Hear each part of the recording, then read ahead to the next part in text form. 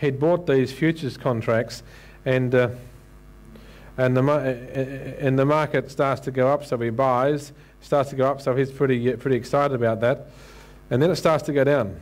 And he didn't have a stop loss. Instead of he had a pager that he carried around with him, little pager that beeped whenever the market hit a certain point. So he'd program in there where he wanted. So he'd worked out,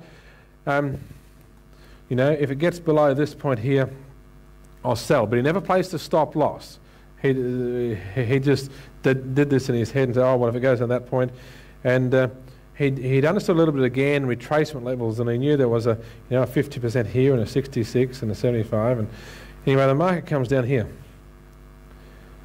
And the psychology says, because your psychology is very different when you start to lose money than when you're making it.